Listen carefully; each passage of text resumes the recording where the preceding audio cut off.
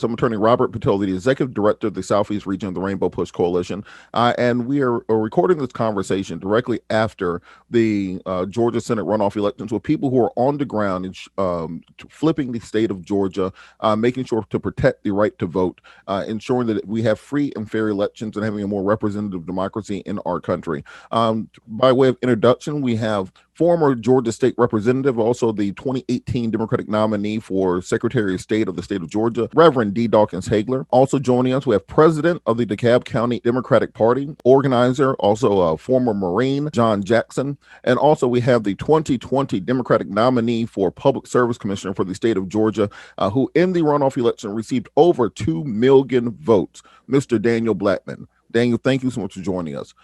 And so I want to start right there with you, Daniel, and just articulate how proud we are of you, of the work that you put in, the number of votes that you got.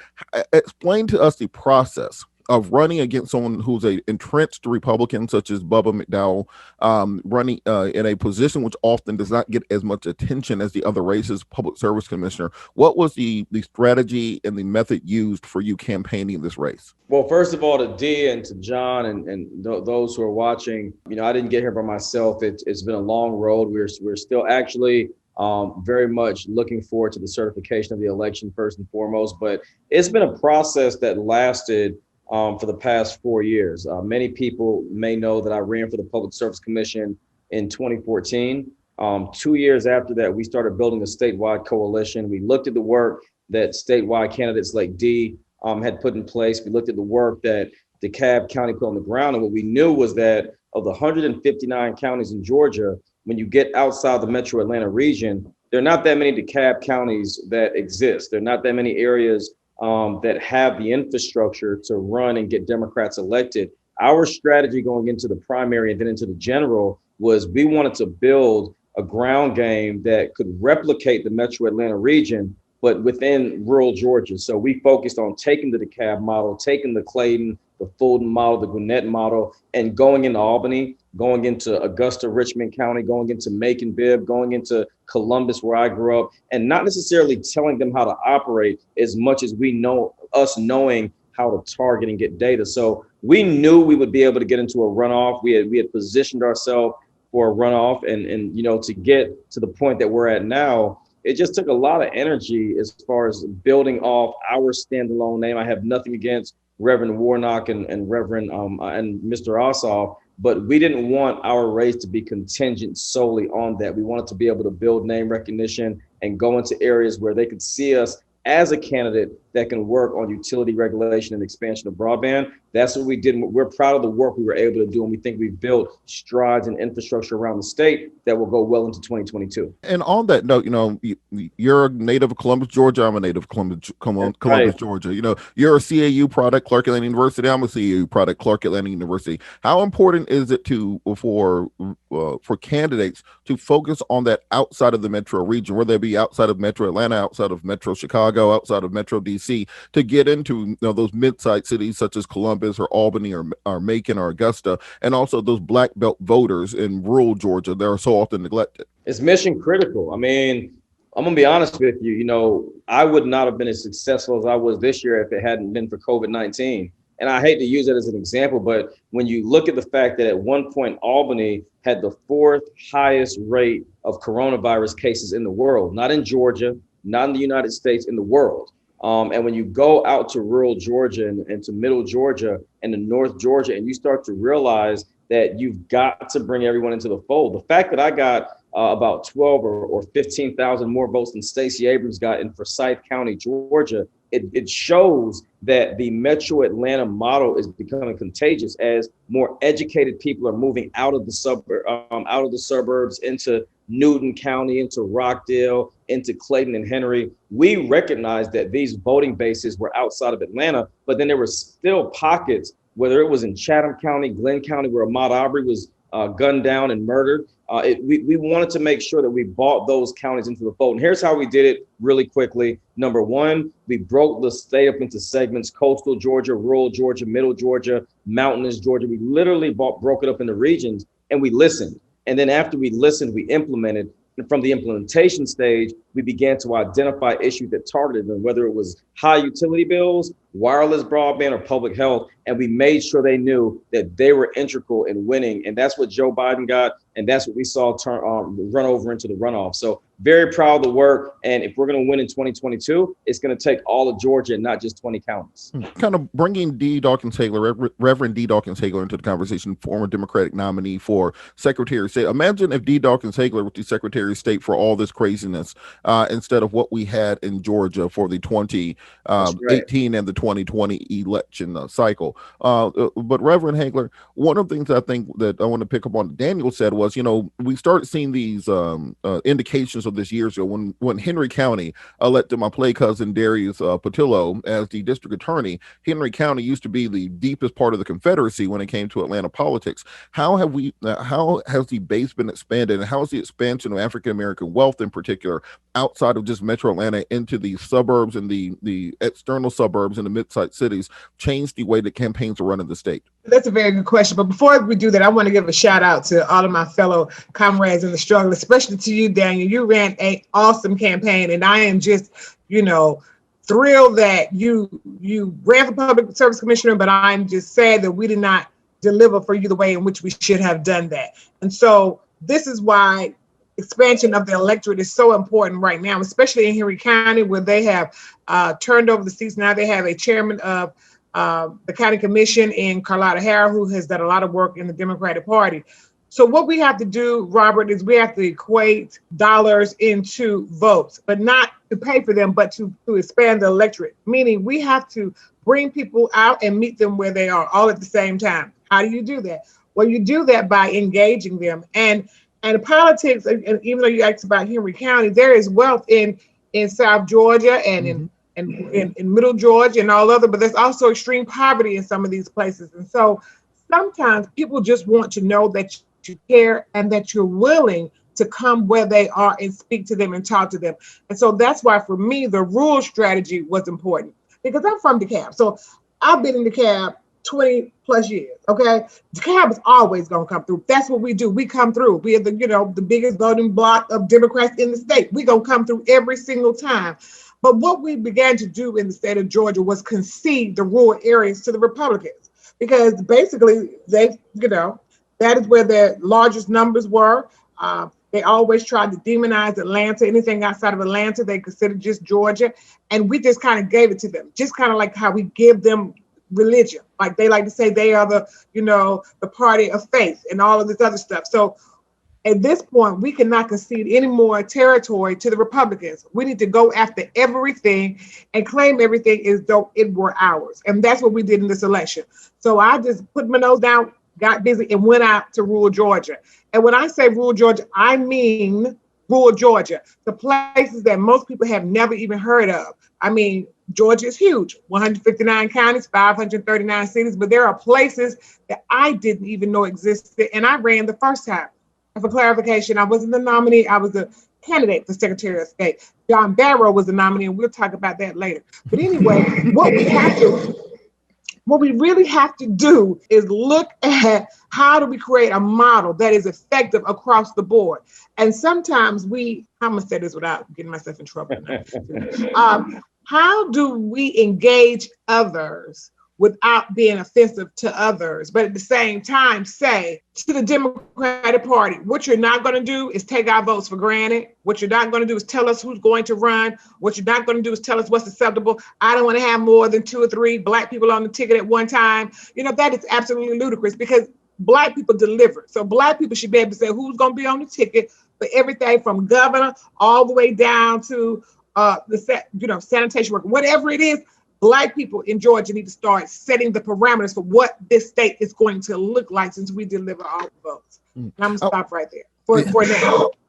I want to circle back around and bring President John Jackson, president of the DeKalb County Democratic Party, into the conversation, because there was a point in time on election night where the entire world was waiting on Glenwood Road, Memorial, Moreland, to tell us what will be the fate of healthcare, what will be the fate of child care, what will be the fate of student loans. And one of the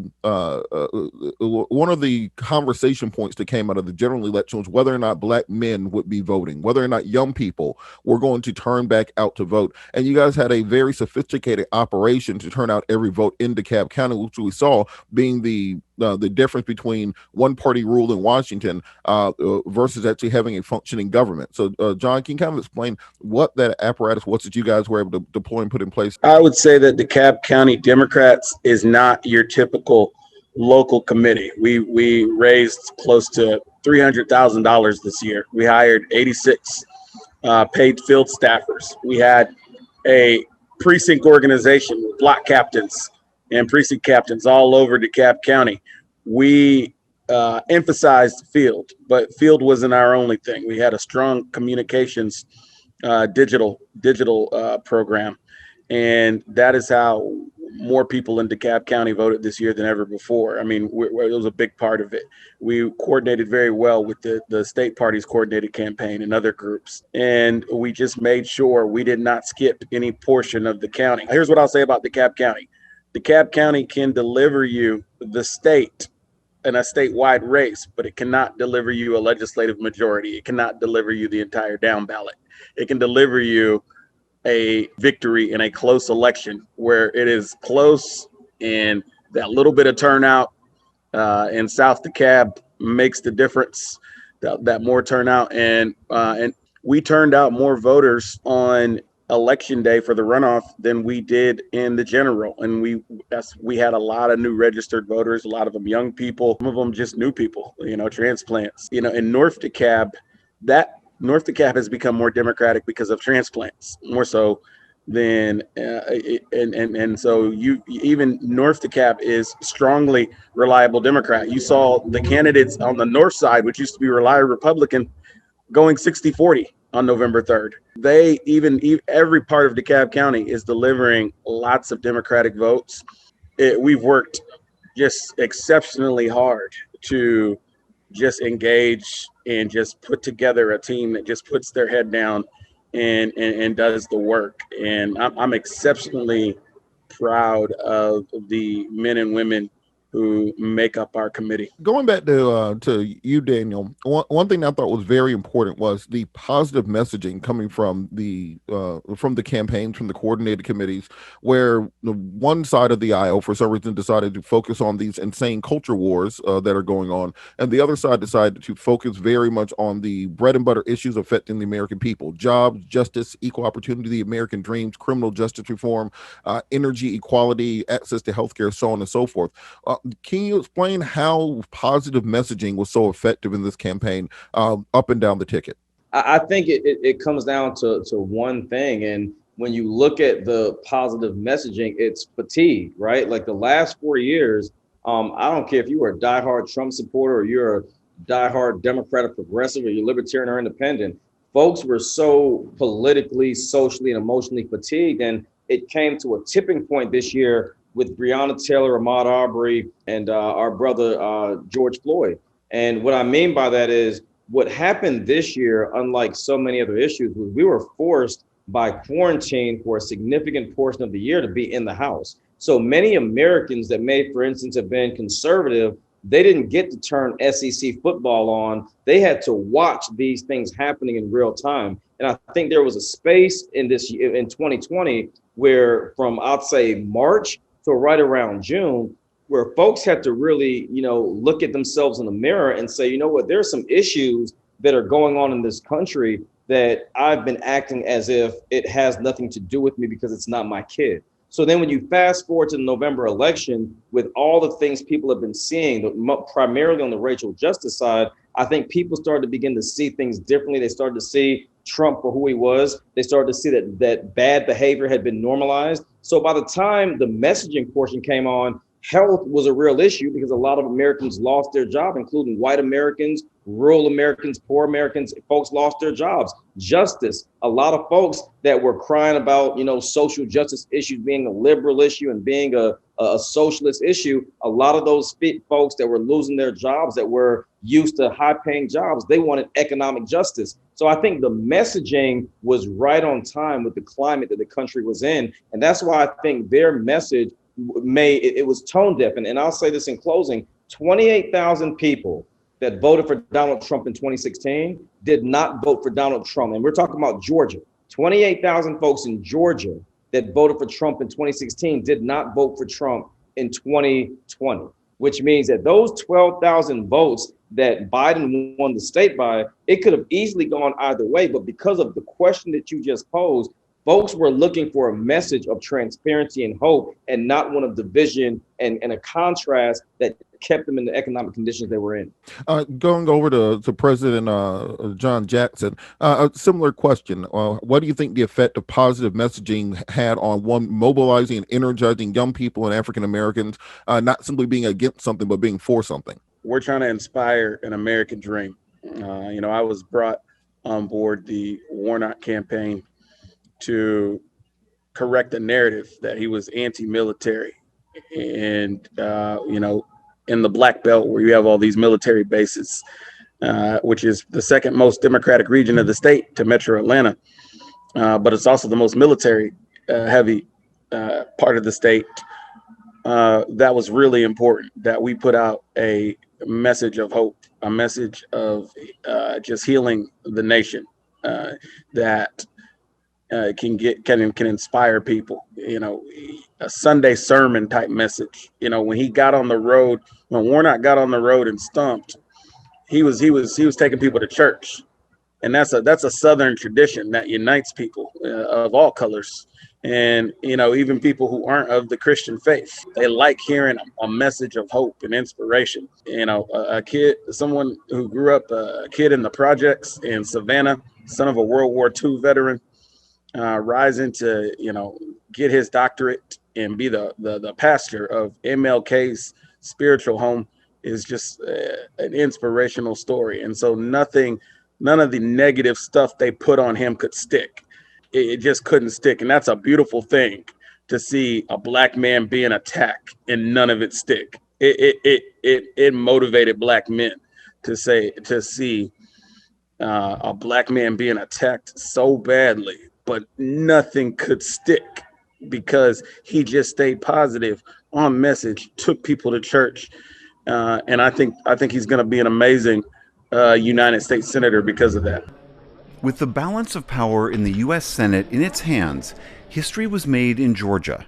Democrat Raphael Warnock, now Senator-elect, defeated Republican incumbent Kelly Loeffler to become the first Black senator in the state's history. And just this afternoon, Jon Ossoff, who challenged Republican incumbent David Perdue, was declared the winner of his race. He will be Georgia's first ever Jewish senator. Warnock, who's a pastor at Ebenezer Baptist Church in Atlanta, celebrated his victory yesterday and his place in history. Because this is America. The 82-year-old hands that used to pick somebody else's cotton went to the polls and picked her youngest son to be a United States Senator. Gabriel Sterling, a top election official in Georgia and a Republican, spoke to reporters this morning. It was an impressive feat by whoever did it to get 100,000 people to show up on a January election who did not show up in a November election. It was the highest turnout for a Georgia runoff election on record. Suburban voters in the growing Atlanta metro area delivered the lion's share of votes to Democrats Ossoff and Warnock. And across the state, Black voters were key to their success. Former gubernatorial candidate Stacey Abrams has made Black voter turnout her focus. Years of organizing against voter suppression has increased access to marginalized voters and has transformed Georgia from a Republican stronghold to a competitive political battleground. Ossoff thanked Georgia voters for electing him. Whether you were for me or against me, I'll be for you in the U.S. Senate. I will serve all the people of the state. I will give everything I've got to ensuring that Georgia's interests are represented in the U.S. Senate. Can you talk a little bit about the effect of outside groups on the election? So a lot of attention goes to Fair Fight, that goes to New Georgia Project, goes to groups like Rainbow Push, the Deltas, who have been working throughout the state. How important was it to have this network, Black Voters Matter, of course, Transformative Justice Coalition, Georgia Coalition, the People Agenda? So many groups were out there on the road. So we had everything from Souls to the Polls with the Baptist ministers to Get Your Booty to the Polls with the strippers in Magic City. How important were those groups? And you just said it, they were very important, because what it did was it brought everyone together across the state, because everybody's in some group or another. I mean, it doesn't matter if you're in a fraternity, a sorority, a church member, an Eastern Star, Mason, Bikes of Club, whatever. Everybody belongs to something. And so when you see everyone working collectively together to accomplish one goal, it is a beautiful thing, because there is no way that any one person or any one group, any 2-3 groups could have covered the state in the way that we did unless everybody came together in such a massive way. But what I would like to say about this whole being positive is that, and John said it really good about hope. See, what people want to hear is the message that someone like Daniel had, and that is making sure that people have broadband, because I know that even in the rural areas, when we were trying to get them to do door knocking, many of them had complications because they didn't have broadband to even work their cell phones to get a signal, or their smart pads or whatever, just to not, show that they knocked on certain doors. I mean, that's very important. Or they can't even get their homework done. I've seen many people when I was in rural Georgia that would just go to a McDonald's or one of the few places in town that may have internet service so that their children could do homework, or so that they could apply for jobs. I mean, that is real. This is happening in Georgia. So what they heard from the candidates on our side was hope.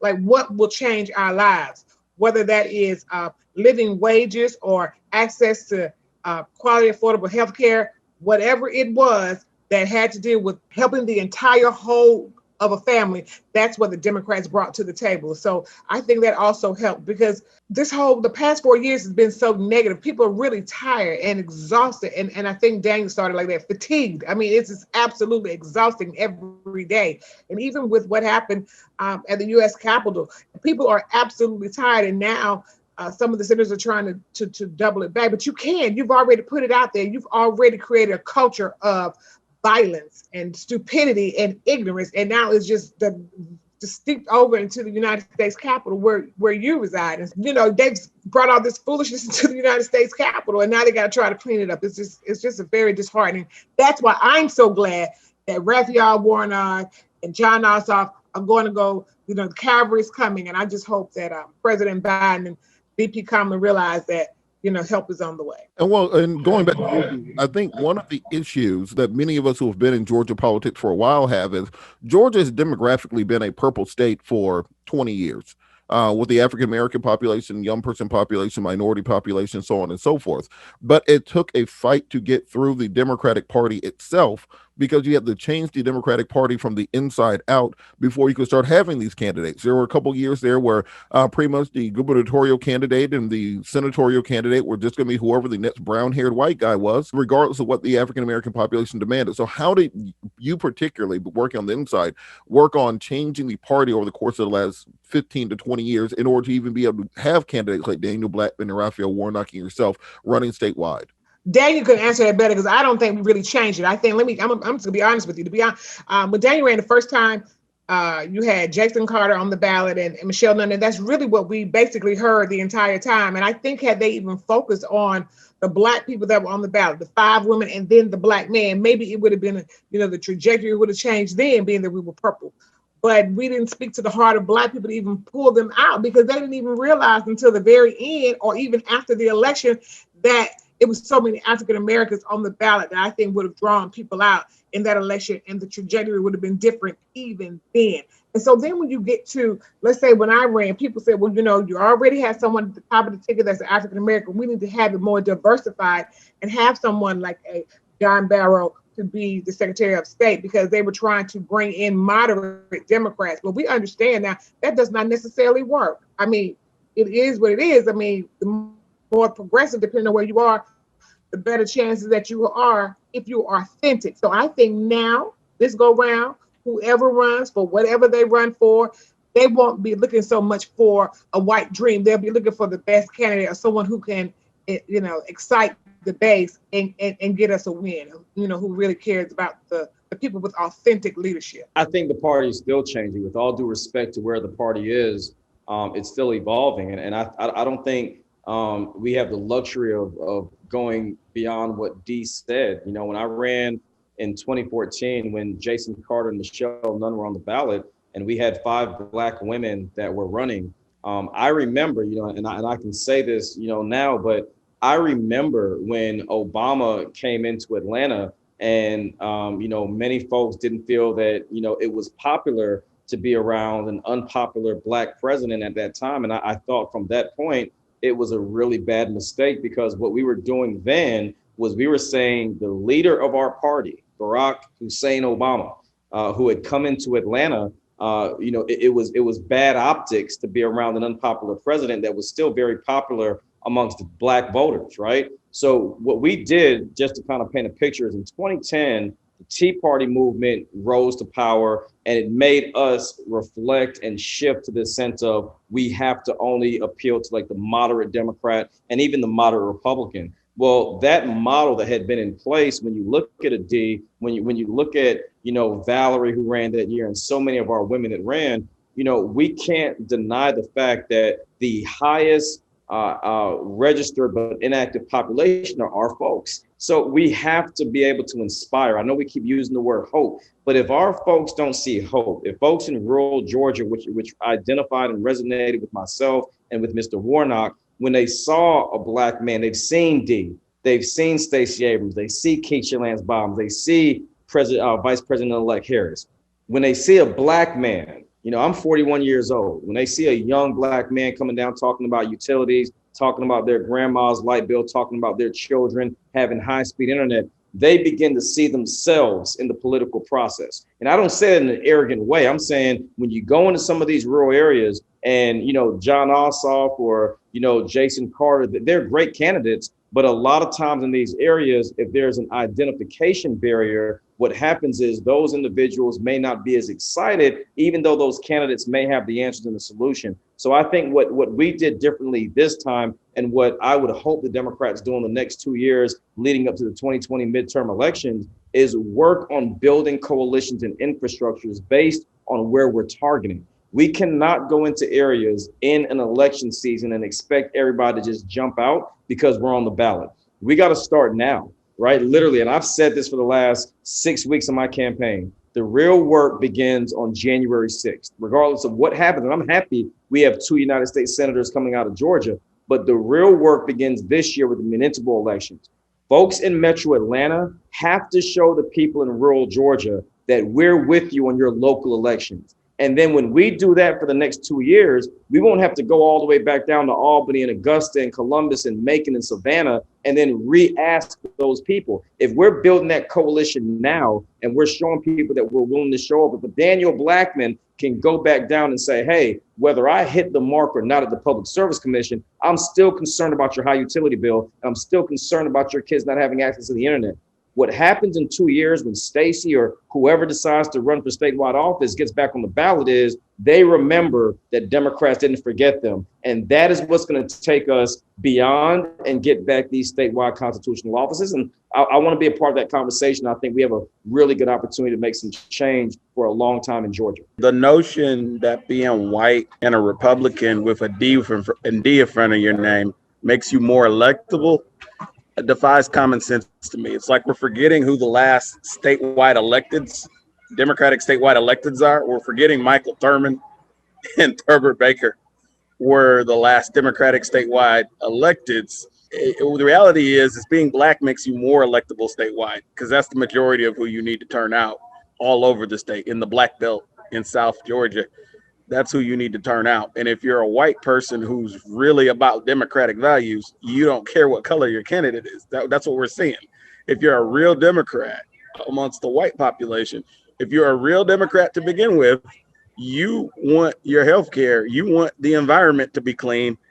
If you ain't going to go for the far right fascism, neo-Nazi stuff that they're on, if you're really a white Democrat, I've been involved with the party long enough to see a shift. When I first got super involved, we were in a midterm cycle where the black vote was an afterthought for the top of the ticket with Michelle Nunn and Jason Carter. And I like Jason and I like Michelle. They're cool people, but they ran a very flawed strategy, an outdated strategy. It was a 1992 Bill Clinton type of strategy. And the white coalition that voted for Bill Clinton, they now wear MAGA hats. They've shifted, and you're not going to get those people back. But the good thing is Georgia is not West Virginia. It's not Kentucky. We are way more diverse than those states. So you don't have to get those voters. That doesn't mean we're not going to get some of those voters, but you don't have to, because you got a state that's half non-white pretty much. And it's a state that has a lot of young people, and even amongst the white folks, you got transplants from up north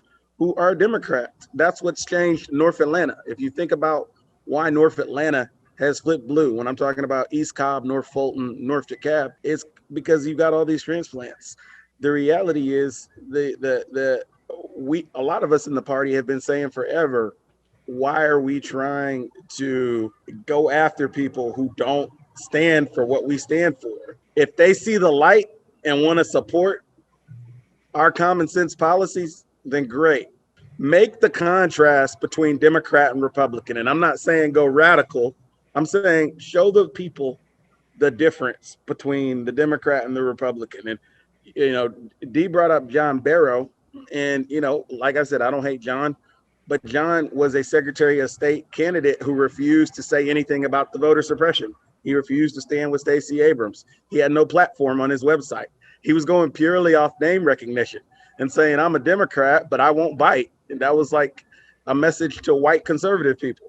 It failed just like Roy Barnes failed in 2010, just like Jason Carter and Michelle Nunn failed in 2014. It's a failed strategy. It's a strategy that doesn't work anymore. And I think what these elections this year prove is if you're going to win in Georgia as a Democrat, run as a Democrat. And I'm not saying you got to run as Bernie Sanders, but contrast yourself with the other side. Give the people a choice. Say, okay, I don't know what they're on, but we're trying to do some good governance here. We're trying to give you health care. We're trying to fund your education system. We are trying to put money in your pocket. So we don't know what they're on. And so I think you've literally had candidates in the past and a strategy in the past where you could barely even say that. You had to basically run as a Republican with a D in front of your name. And it just didn't make sense to me. Like, how is that going to mobilize the black population? Well, throwing right over to D, for a long time, the archetype of what a Georgia Democrat would be was that Jim Martin versus Vernon Jones race. That was what the Senate of Georgia came down to in 2000 and, during the first Obama term, whether or not it'll be Jim Martin or Vernon Jones, whether it'll be someone like a John Barrow or that kind of antiquated Dixiecrat model of Democratic politics. What is the new version of Democrats in the state? What's the difference between a 2010 Georgia Democrat and a 2020 Georgia Democrat? The difference is authentic leadership. And I think John just said it.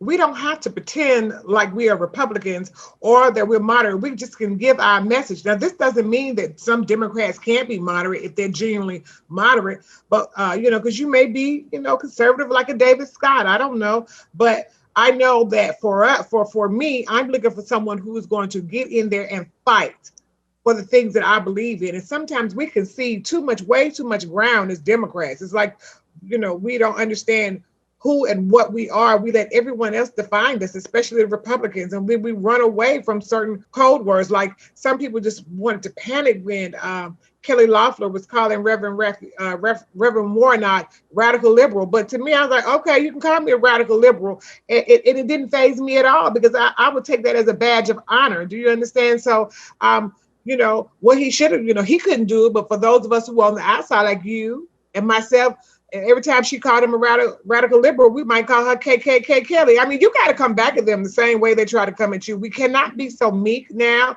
And I know some of y'all don't want to hear this, but we've got to come at them the same way they come at us. But at the same time, have a message of hope. We got to be talking about something. She never really gave a platform when the other candidates had a real platform. They were speaking on real issues, bread and butter issues that impact people's lives. I can't tell you anything they said other than trying to decoying people as, socialists and the socialist agenda and the ones who would save America. We've got to be the ones who are genuine and authentic in what we say and do and not worry about what other people think about us. For instance, I don't really get caught up in personalities. There are a lot of people I may not necessarily want to go hang out with, but I'm still going to support them if they're on the ballot, especially if I know that they're doing the work and they are genuine in their leadership. The problem with Democrats is we want to fall in love with people. You don't need to fall in love with people. The Republicans just get in line. We have to learn how to be authentic and not feel like we got to just love every single thing about the candidate. That's crazy. We'll never win. I cannot stress enough, if I did not learn anything else during this historic run, we got to fight, man. I mean, we can't keep, thinking that that with chivalry. And when I say we have to fight, I'm not saying we have to be rude, disrespectful, or disingenuous, but come on, man. We can't keep on presenting ourselves as, we're just going to take everything somebody else says and we're going to stay on message. You can stay on message and have, a sense of you standing up for yourself and you saying the things people want to hear. Because I asked the brother, I said, what is it that he said he didn't know who he wanted to vote for in the U.S. Senate race, young black brother. And I said to him, what is it that has you on the fence about not running in this race? He said to me, Daniel, I want to know that if I vote for somebody, even if they're a Democrat, that they're going to fight for me. He wasn't convinced that whoever was going to represent him was going to fight for him. Now, I had to let the brother know, well, here are your options, and I want you to go listen to these 3 things over here. But when I tell you the majority of folks that I spoke to on this campaign trail just want to know they have a candidate that's going to come out, that's going to come back, and that's going to stand up for them when they have other folks saying stuff. That is the formula for a candidate that's going to be successful in the future in Georgia politics. All right, I want to move to closing statements. What would be your message for people in other states? Because we're broadcasting this outside of Georgia, who want to replicate what happened here, want to replicate the kind of the Georgia miracle which took place, not even on a partisan basis, but just as far as it goes to motivating and getting people out in record numbers. Well, I'm glad you asked. So one of the things that we do, I work with an organization called Ground Game Innovation, and our founder president is a guy by the name of Keith Granberry. And so what we did in Georgia was not just specific to Georgia, because we were also in 8 other states at the exact same time during the general election. You have to have boots on the ground. I think one of the things that happened in South Carolina with Jamie Harrison is he put so much money into ad buys and radio, and he redirected his funds from a ground game straight to the airwaves, so that people was listening to his ads in Virginia, in Florida, when he should have been having people knocking on the doors and pulling them out in South Carolina. Nothing substitutes a strong ground game. I don't care what anybody tells you. I don't care how many pieces of mail you get. I don't care how many times somebody will call you. And I know this is a pandemic, but even in this pandemic, my group in Georgia, we were boots on the ground, geared up with all our PPE on, knocking on doors. And I even went out with my team sometime and knocked on doors with them. And we didn't just do the popular places or even the places that most people know about. I mean, I'm telling you, I was down in places like Kahara and Willacoochee and all the rest of the places that most people would not go on a normal basis. Cairo and Adele, and we had teams knocking on doors day after day after day after day. And some doors we knocked on 3 or 4 times because we wanted to make sure we pulled the masses out. And so that's one of the things I like about the song T.I. has, bring them out, bring them out. We've got to bring them out. You understand? We got to go get them and bring them out. And so that would be my message. You've got to have boots on the ground. I think these 3 things I'm going to share is going to be a formula for success going forth, whether you live in Georgia or you live anywhere else in the United States. Number one, the young people that have participated in this election, whether they're local or they're from California or New York or DC or Hawaii, doesn't matter. You got to build the bench. And I cannot stress this enough. The young men and women that volunteered in this election cycle, some who voted for the first time, we got to start training them now to be field directors, to measure data, to be campaign managers, to be deputy campaign managers. We got to start cultivating our talent. These young folks are doing data. They're using Snapchat, Twitch, and Instagram in ways that I think propelled Ossoff and Warnock as it relates to an older Purdue and a Leffler who was just totally disconnected. So number one, build the bench, cultivate the talent that we had this year. Do not let that talent and those volunteers disappear over the next 2 years. Stay connected with them and build them up. Number two, you got to make sure that you invest into where you want to win. I can't stress enough how important it is for people like myself and Stacy to make sure we're in the congressional 9th district. Carolyn Bordeaux just won in Forsyth County, where I live, and Gwinnett County, right? So she just won in the 7th. If you don't think Republicans are planning now to come and get that seat back, you're not thinking. And we can't concede the 7th, because now that we have the 4th and the 5th and the 7th, now we start to replicate those models. In the 6th, where Lucy McBath is. So we have to start making sure we're expanding our boundaries by investing into where we want to win. If we know that we can win the governor's race in Georgia and in Florida, we got to make sure we're sending the resources, whether it's people on the ground if we're past Corona, or if it's people phone banking and writing postcards and doing stuff on social media. Those three things alone, in my opinion, would give us a tremendous advantage going into the midterm elections. And I think Democrats are going to surprise a lot of people around the country. Thank you so much, Daniel. I know you're so right about that point about building the bench, because I remember when we were those rugrats running around all those campaigns in Georgia, sneaking around the Capitol and signing die. And now a lot of those people are in Congress. A lot of those people are senators. They're county party chairs. They're executive directors at nonprofits. So if you don't build that bench out, then your organization dies. So I think it's a crucial point to make. I want to bring Paul Glaze, to talk a little bit about data and its importance just as we wrap up. Paul, go ahead. It's important, I think, to call attention to the fact that, when we were talking about registering new voters for this runoff election, we'd set an ambitious goal, and I believe the number finally registered was 76,000. But a little known fact about that is that those voters could not vote for Daniel. They could only vote for the Senate candidates. Now, depending on who those registrants were, maybe maybe that makes a difference or not. That's data that we still have to wait on.